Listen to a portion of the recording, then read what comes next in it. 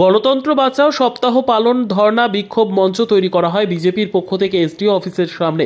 বিশেষ কিছু দাবি নিয়ে এই বিশেষ কর্মসূচি করা হয়, যেমন বিজেপিকে ভোট দেওয়ার অপরাধে গ্রামে গ্রামে পানীয় জলের ব্যবস্থা বন্ধ করে দেওয়া হয়, সাধারণ মানুষকে সরকারি ন্যায্য সুযোগ সুবিধা থেকে বঞ্চিত করা, ফুটপাত ব্যবসায়ীদের পুনর্বাসনের দাবিতে পঞ্চায়েত ও পঞ্চায়েত সমিতির বিজেপির নির্বাচিত প্রতিনিধিদের বঞ্চিত করা ও সুযোগ সুবিধা না দেওয়া, দিকে দিকে বিজেপির কর্মীদের প্রতি তৃণমূলদের সন্ত্রাস, পুলিশের পক্ষপাতী সুলভ আচরণ ও বিজেপি কর্মীদের নির্যাতনের প্রতিবাদে এই কর্মসূচি পালন করা হয়। কর্মসূচিতে শুরু হবে সকাল 10টায়, শেষ হয় বিকেল 5টার সময়।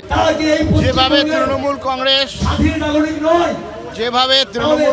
রাজ্য জুড়ে এবং বীরভূম জেলা জুড়ে ভোটে জিতার পরে অনৈতিকভাবে গণতান্ত্রিকভাবে মানুষের উপর অত্যাচার চালাচ্ছে, বিশেষ করে রামপুরহাটের নারায়ণপুরের গ্রামে আমরা বলার পরেও জলের ব্যবস্থা করা হয়নি।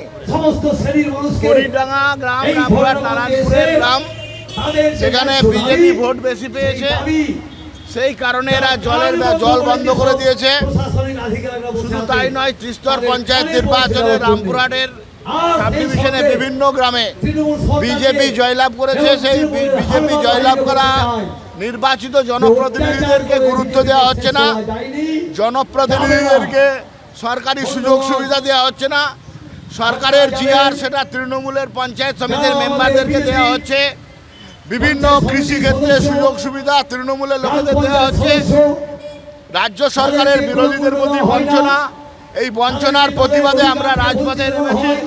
আমরা বলতে চাই, পথে এবার নামো সাথী, পথেই হবে পথ চেনা। সেই কারণে আমরা আজকে রাজপথে 3 দিন ব্যাপী, আগামী আজ কাল পরশু 3 দিন ব্যাপী আমরা অবস্থান বিক্ষোভ করব এবং শেষ দিনে রাজ্যের বিরোধী দলনেতা মাননীয় শুভেন্দু অধিকারী আসবেন। আমাদের এতটাই খবর।